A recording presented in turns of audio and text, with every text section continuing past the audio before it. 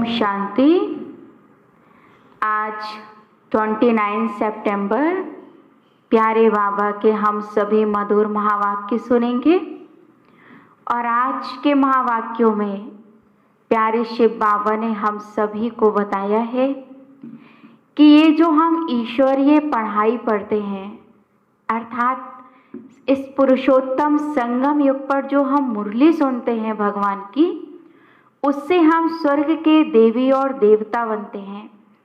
जैसे आपने देखा होगा कि कोई भी आत्मा जब इस धरती पर उतरती है तो अपना पद लेके नहीं आती, लेकिन इस संसार में आके ही वो मेहनत करती है, पुरुषार्थ करती है और वो लायक बनती है, तब वो डीएम, डॉक्टर, आईएएस या पीसीएस बनती है।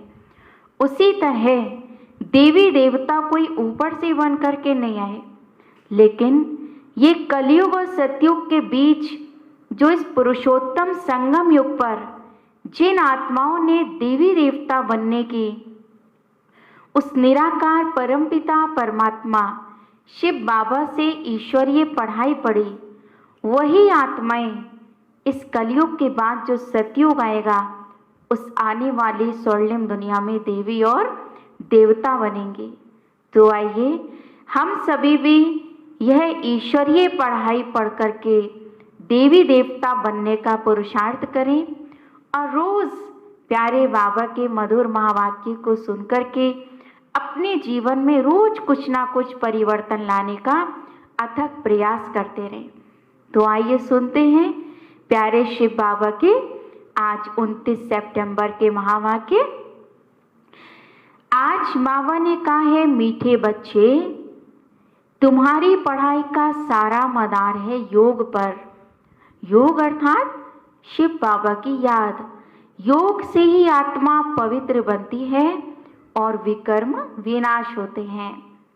आज की मुरली का प्रश्न है, बाबा हम बच्चों से पूछते हैं कि कई बच्चे बाप का बनकर अर्थात भगवान का बनकर फिर हाथ छोड़ देते हैं, कारण क्या है?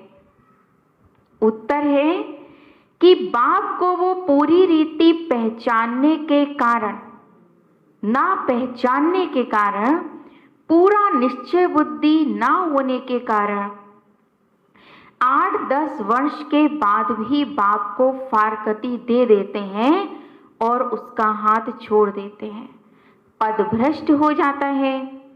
दूसरी बात, क्रिमिनल आयु होने से माया की ग्रहचारी बैठ जाती है, अवस्था नीचे ऊपर होती रहती है तो भी पढ़ाई छूट जाती है।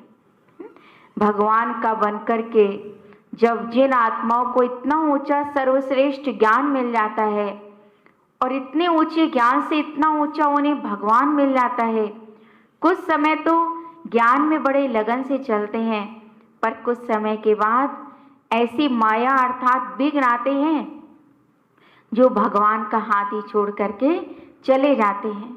सिर्फ सोच उनकी क्या होती है कि भगवान ने ऐसा किया है, जब से हम ज्ञान में चल रहे हैं तब से हमारे साथ ऐसा होने लगा। इसलिए बाबा कहते कुछ भी हो जाए, पर जीवन की इस यात्रा में अभी हमें भगवान का हाथ छोड़ने का समय नहीं है, उसका हाथ पकड़ने का समय है। ओम शांति। रूहानी बच्चों प्रति रूहानी बाप समझा रहे हैं। अभी समझते हो, हम सभी रूहानी बेहद के बाप के बच्चे हैं। इनको बाप दादा कहा जाता है। जैसे तुम रूहानी बच्चे हो, वैसे यह ब्रह्मा बाबा भी शिव बाबा का रूहानी बच्चा है। शिव बाबा को रथ तो जरूर चाहिए। जैसे हम आत्माओं को शरीर रूपी रथ मिला है, तो शिव बाबा भी हमारी आपकी तरह निराकार है, तो उसको भी एक शरीर चाहिए हमसे मिलने के लिए, हमें ज्ञान देने के लिए। और वो जो शरीर लेते हैं शिव बाबा, उसके शरीर का नाम है प्रजापिता ब्रह्मा बाबा। इसलिए जैसे तुम आत्माओं को ऑर्गन्स मिले हुए हैं कर्म करने के लिए, वैसे शिव बाबा का भी यह रथ है, क्योंकि यह कर्म क्षेत्र है जहाँ कर्म करना होता है। वह है घर जहाँ आत्माएं रहती हैं। बाबा परम धाम को कहते वो घर है जहाँ आत्माएं रहती हैं। आत्मा ने जाना है हमारा घर अभी शांति धाम अर्थात परम धाम है। वहाँ यह खेल नहीं होता है, क्योंकि खेल कहाँ होता है? जब आत्मा इस सूरज चांद तारों की दुनिया में आती है, इस 5 तत्वों के शरीर में आती है, तब वो इस नाटक में खेल खेलती है अर्थात अपना पार्ट प्ले करती है। बत्तियां आदि कुछ नहीं होती हैं, सिर्फ परम धाम में आत्माएं रहती हैं। यहाँ आती हैं पार्ट बजाने। तुम्हारी बुद्धि में है ये बेहद का ड्रामा है। जो एक्टर्स हैं उन्हों की एक्ट शुरू से लेकर अंत तक तुम बच्चे नंबरवार पुरुषार्थ अनुसार जानते हो। यहाँ कोई साधु संत आदि नहीं समझाते हैं। यहाँ तो हम बेहद के बाप के पास बैठे हैं, हम बच्चे। अभी हमको वापस जाना है। पवित्र तो जरूर बनना है आत्मा को, ऐसे नहीं शरीर भी यहाँ पवित्र बनना है, नहीं। आत्मा पवित्र बनती है, शरीर तो पवित्र तब बने जब 5 तत्व भी सतो प्रधान हो।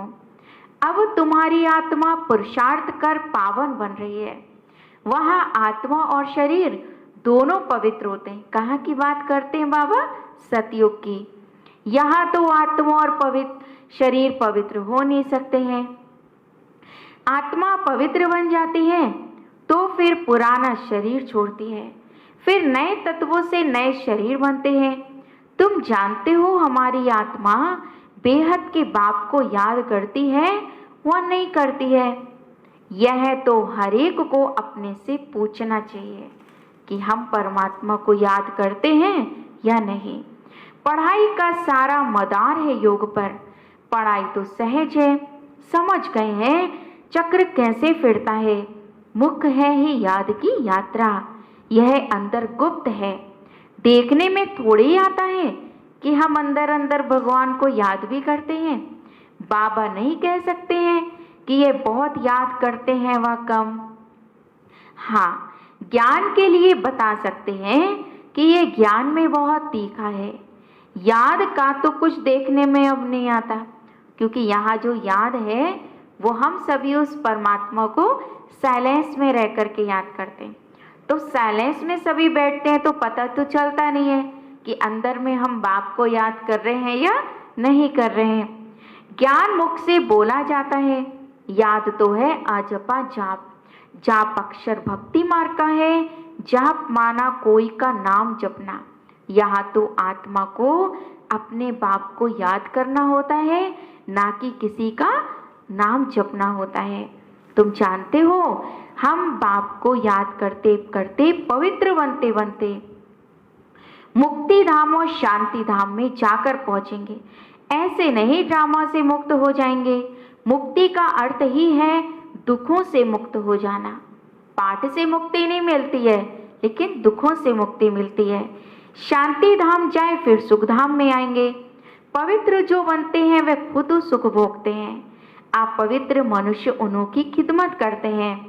पवित्र की महिमा है, इसमें ही मेहनत है। आंखें बड़ा धोखा देती है, गिर पड़ते हैं। नीचे ऊपर तो सबको होना पड़ता है, ग्रहचारी सबको लगती है। भल बाबा कहते हैं कि बच्चे भी समझा सकते हैं। फिर कहते हैं माता गुरु चाहिए। अब माता गुरु का सिस्टम चलता है, आगे पिताओं का था। अभी पहले पहले कलश माताओं को मिलता है। माताएं मेजॉरिटी में हैं। कुमारियां राखी बांधती हैं पवित्रता के लिए। भगवान कहते हैं काम महाशत्रु है, इस पर तुम्हें जीत प्राप्त करनी है।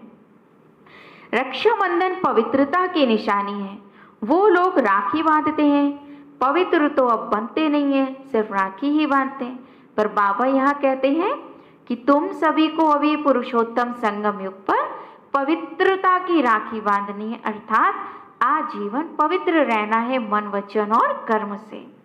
वह सब है आर्टिफिशियल राखी, कोई पावन बनाने वाले नहीं है। इसमें तो ज्ञान चाहिए। बाबा राखी कौन सी कहते हैं? हाथ में जो हम राखी बांधते हैं सिर्फ उसकी बात नहीं है, लेकिन जो हम पवित्रता की प्रतिज्ञा भगवान से करते हैं उसे राखी कहा जाता है, अर्थात संकल्पों की राखी।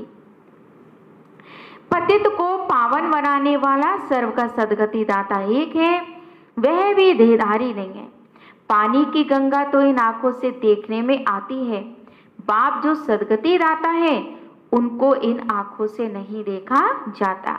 आत्मा को कोई भी देख नहीं सकते कि वह क्या चीज है। कहते भी हैं हमारे शरीर में आत्मा है, उनको देखा है? कहेंगे नहीं देखा है हमने आत्मा को। और सब चीजें जिसका नाम है वह देखने में जरूर आते हैं। सिर्फ आत्मा और परमात्मा को छोड़कर बाकी सभी कुछ दिखाई देता है। अब आत्मा और परमात्मा अति सूक्ष्म है, इसलिए हम उन्हें ज्ञान के तीसरे चक्षु से देखते हैं। आत्मा का भी नाम तो है ना, कहते भी हैं भ्रकुटी के बीच में चमकता है अजब सितारा। कहाँ? यहाँ पर। परंतु देखने में नहीं आता है। परमात्मा को भी याद करते हैं, देखने में कुछ नहीं आता। लक्ष्मी नारायण को देखा जाता है इन आंखों से। आप इन आंखों से श्री लक्ष्मी नारायण और देवी देवताओं को देख सकते हैं, क्योंकि परमात्मा को नहीं देख सकते, क्योंकि वो ज्योति बिंदु स्वरूप है। लिंग की भल पूजा करते हैं, परंतु वह कोई यथार्थ रीति तो नहीं है ना, देखते हुए भी जानते नहीं है। परमात्मा क्या है यह कोई नहीं जान सकता। आत्मा तो बहुत छोटी बिंदी है, देखने में नहीं आती है। ना आत्मा को ना परमात्मा को देखा जा सकता है। हाँ, जाना जा सकता है। जब हम आत्मा को जान जाते हैं और महसूस करते हैं, और जितना हम इस शरीर के भान से दूर होते जाते हैं, उतना ही हमें परमात्मा का भी साक्षात्कार होने लगता है। अभी तुम जानते हो हमारा बाबा आया हुआ है इनमें, किनमें? ब्रह्मा में। इस शरीर की अपनी आत्मा भी है। फिर परमपिता परमात्मा कहते हैं मैं इनके रथ पर विराजमान हूँ, इसलिए बाप दादा कहते हो। शिव बाबा और ब्रह्मा बाबा हम दोनों को कहते हैं बाप दादा। तो शिव बाबा है बाप और ब्रह्मा बाबा है दादा। अब दादा को तो इन आंखों से देखते हो, यानी ब्रह्मा को। अब बाप को तो नहीं देख सकते ना। जानते हो बाबा ज्ञान के सागर हैं, वह इस शरीर द्वारा हमें ज्ञान सुना रहे हैं। वह ज्ञान का सागर पतित पावन है। निराकार रास्ता कैसे बताएंगे? प्रेरणा से तो कोई काम नहीं होता ना, इसलिए भगवान को इस धरती पर और शरीर में उतरना पड़ता है। भगवान आते हैं यह भी किसी को नहीं पता चलता कि कब आते हैं और किसके तन में आते हैं। शिव जयंती भी मनाते हैं तो जरूर यहाँ आते होंगे। तुम जानते हो अभी वह हमको पढ़ा रहे हैं। बाबा हमको आकर रोज पढ़ाते हैं। बाप को पूरी रीति ना पहचानने के कारण, निश्चय बुद्धि ना होने के कारण 8-10 वर्ष के बाद भी शिव बाबा को बाप को फारकती देकर चले जाते हैं, अर्थात छोड़कर चले जाते हैं। माया बिल्कुल ही अंधा बना देती है। बाप का बनकर फिर छोड़ देते हैं तो और ही पदभ्रष्ट हो जाता है। अच्छा खासा हमें जीवन की एक सत्य राह मिल गई थी। भगवान ने हमारा हाथ पकड़ा था, पर चलते चलते हम ही उसका हाथ छोड़ देते हैं, अर्थात अपनी तकदीर को लकीर लगा लेते हैं। अभी तो तुम बच्चों को बाप का परिचय मिला है, तो तुम्हें ये परिचय औरों को भी अभी देना चाहिए। ऋषि मुनि आदि सब नीति नीति करते गए, आगे तुम भी जानते नहीं थे। अभी तुम कहेंगे हाँ हम जानते हैं, तो अभी हम हो गए आस्तिक। सृष्टि का चक्र कैसे फिरता है यह भी तुम बच्चे अच्छी तरह से जानते हो। सारी दुनिया और तुम खुद इस पढ़ाई के पहले नास्तिक थे। नास्तिक थे क्यों? क्योंकि उसको बिना जाने हम याद करते थे। अभी हम उसे जान के और उसके साथ संबंध जोड़ के हम उसे याद करते हैं। अभी बाप ने समझाया तो तुम कहते हो हमको परमात्मा बाप ने समझाया है, आस्तिक बनाया है। हम रचता और रचना के आदिमद अंत को नहीं जानते थे। बाप है रचता, बाप ही संगम पर आकर नई दुनिया की स्थापना करते हैं और पुरानी दुनिया का विनाश भी करते हैं। पुरानी दुनिया के विनाश के लिए वह यह महाभारत लड़ाई खड़ी है, जिसके लिए समझते हैं उस समय कृष्ण था जब महाभारत युद्ध हुआ था। तो अभी तो तुम समझते हो निराकार बाप था, उनको देखा नहीं जाता।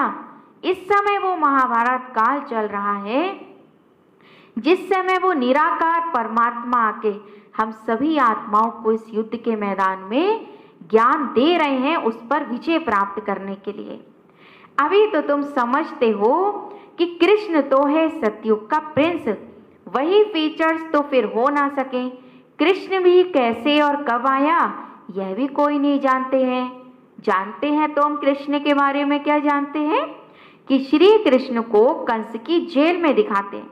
अब कंस सतयुग में क्या था, यह तो हो नहीं सकता। बाबा कहते जितनी भी आसुरी वृत्ति वाली आत्माएं हैं वो सतयुग में नहीं हो सकती हैं, वो कलयुग में होती हैं। कृष्ण भी कब और कैसे आया, कंस असुर को कहा जाता है, ये कैसे हो सकता है कि वो सतयुग में था। इस समय सारी आसुरी संप्रदाय है ना, एक दो को देखो कैसे मारते और काटते रहते हैं। दैवी दुनिया थी यह भूल गए हैं। ईश्वरीय दैवी दुनिया ईश्वर ने स्थापन की है, यह भी तुम्हारी बुद्धि में है नंबरवार पुरुषार्थ अनुसार। अभी तुम हो ईश्वरीय परिवार के, फिर वहां होंगे दैवी परिवार के। इस समय ईश्वर तुमको लायक बना रहे हैं स्वर्ग का देवी और देवता बनाने। बाप पढ़ा रहे हैं इस संगम युग पर कोई भी नहीं जानते, कोई भी शास्त्र इस पुरुषोत्तम संगम युग की बात नहीं है। किसी भी शास्त्रों के अंदर पुरुषोत्तम युग अर्थात जहां पुरुषोत्तम बनना होता है। जैसे हम सभी अभी देखते हैं कि पुरुषोत्तम मास चल रहा है, तो इसमें तो लोग खूब भगवान को याद करते हैं, मंत्र जपते हैं, भजन कीर्तन करते हैं, व्रत रखते हैं, दान पुण्य करते हैं। पर बाबा कहते ये पूरा युग ही देखा जाए तो पुरुषोत्तम संगम युग चल रहा है। सतयुग को कहेंगे पुरुषोत्तम युग। इस समय तो मनुष्य पुरुषोत्तम नहीं है, इनको तो कनिष्ठ तमो प्रधान कहेंगे। ये सब बातें सिवाय तुम ब्राह्मणों के और कोई भी समझा नहीं सकता। बाप कहते हैं यह है आसुरी भ्रष्टाचारी दुनिया। सतयुग में ऐसा कोई वातावरण नहीं होता, वह थी श्रेष्ठाचारी दुनिया। तो वहां जितनी आत्माएं थी, मनुष्य आत्माएं सब श्रेष्ठ थी, सबके कर्म भी श्रेष्ठ थे, उन्होंने चित्र हैं। बरोबर यह श्रेष्ठाचारी दुनिया के मालिक थे, भारत के राजाएं होकर गए हैं जो पूजे जाते हैं। पूज्य पवित्र थे जो फिर पुजारी बने हैं। पुजारी भक्ति मार्ग को और पूज्य ज्ञान मार्ग को कहा जाता है। पूज्य सो पुजारी, पुजारी फिर पूज्य कैसे बनते हैं यह भी तुम जानते हो। इस दुनिया में पूज्य एक भी हो ना सके। क्यों? क्योंकि सब पुजारी हैं, सब देवताओं की पूजा कर रहे हैं, तो पूज्य कहाँ हुए? पूज्य तो अभी इस पुरुषोत्तम संगम युग पर भगवान हमें बना रहे हैं। ऐसे बाप का जन्म यहाँ ही गाया हुआ है। शिव जयंती है ना, परंतु मनुष्यों को कुछ नहीं पता उनका जन्म भारत में होता है। किनका? शिव का।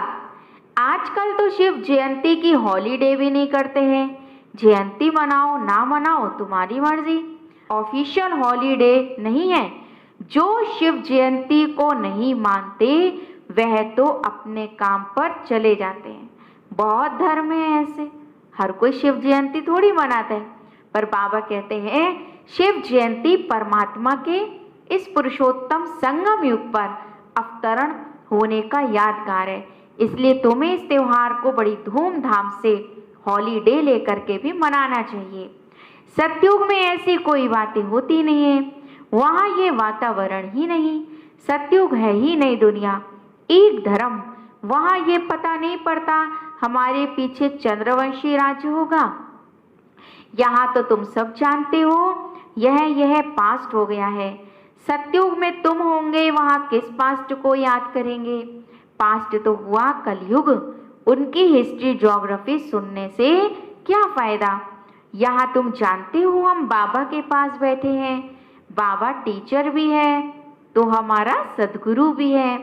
बाप आए हैं सबकी सदगति करने के लिए, सभी आत्माओं को जरूर अपने साथ ले जाएंगे। कहाँ?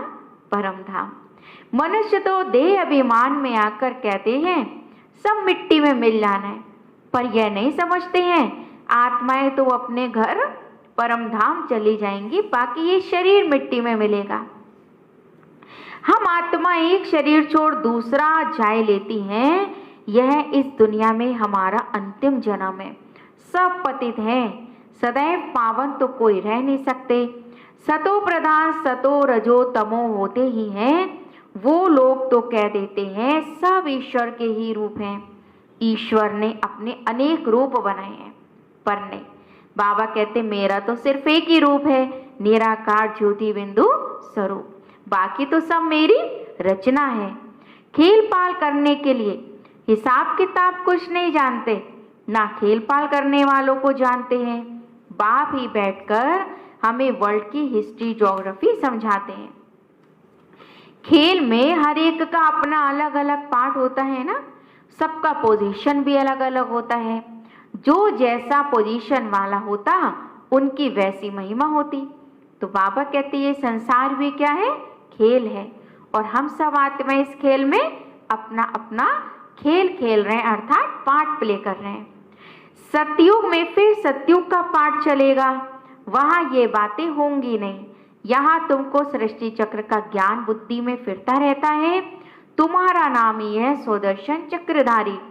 लक्ष्मी नारायण को थोड़ी सुदर्शन चक्र दिया जाता है, यह है ही यहाँ के। ये सब अलंकार इस संगम युग के हैं जो बाबा ने हम ब्राह्मण बच्चों को दिए हैं। मूल वतन में तो सिर्फ आत्माएं रहती हैं, सूक्ष्म वतन में कुछ नहीं। मनुष्य जानवर पशु पक्षी आदि सब यहीं पर होते हैं। सतयुग में तो सिर्फ मोर दिखाते हैं। बाबा कहते वहां ऐसे पशु पक्षी होंगे जो दुख देने वाले नहीं होंगे, बल्कि स्वर्ग की रौनक बढ़ाने वाले होंगे। जैसे बाबा कहते मोर होगा, गाय होंगी। तो ऐसे नहीं कि वहां मोर के पंख निकाल पहनता है कोई, मोर को थोड़ी कोई वहां पर दुख देगा, वो तो कलयुग में मोर के पंख निकाल पहनते हैं।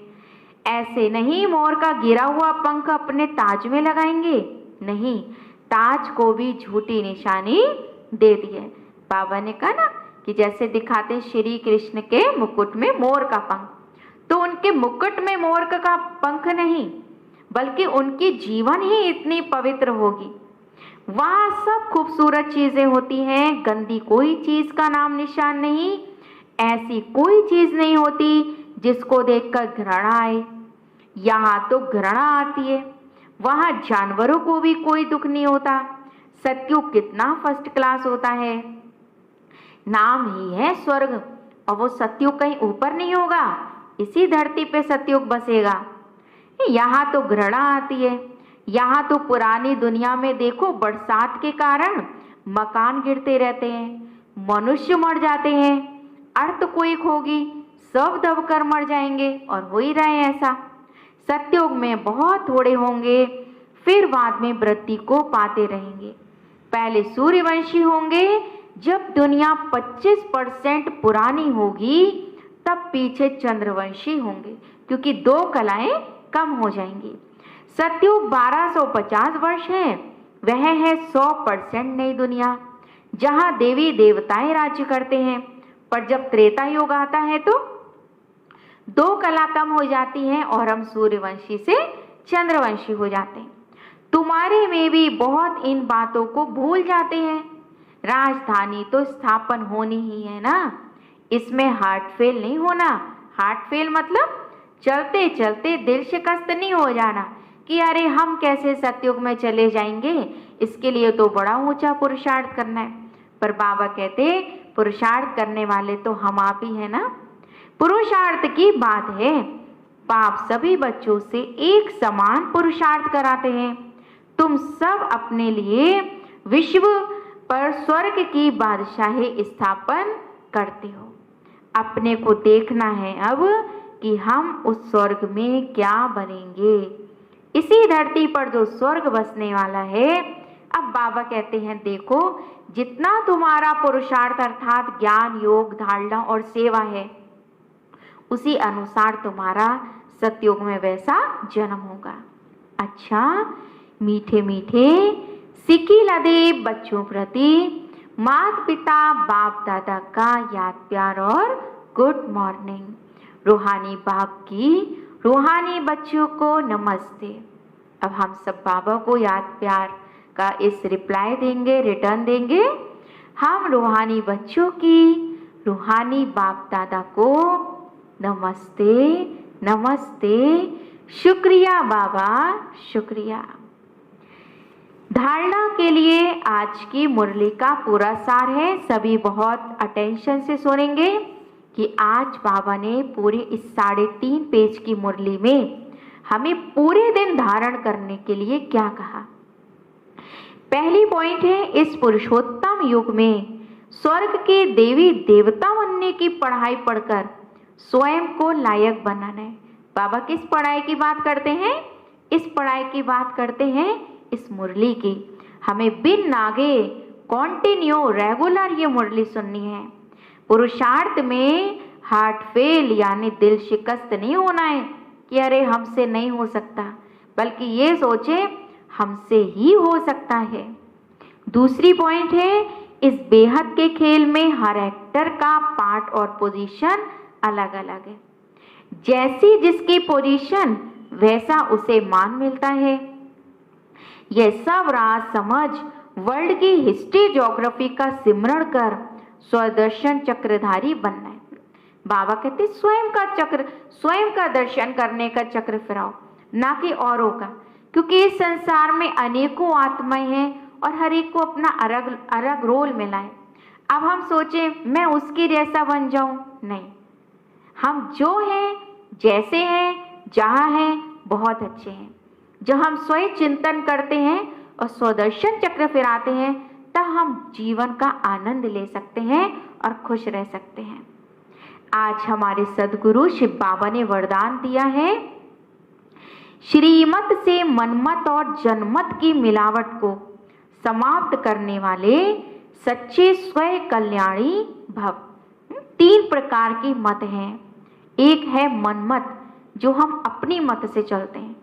एक है जनमत, जो हम दूसरे की मत से चलते हैं। और एक है श्रीमत, जो भगवान की मत है। जब हम उस पे चलते हैं तो हम श्रेष्ठ बन जाते हैं। आइए सुनते हैं आज के वरदान का स्पष्टीकरण। बाप ने बच्चों को सभी खजाने स्वयं कल्याण और विश्व कल्याण के प्रति दिए हैं। कौन से खजाने? ज्ञान के।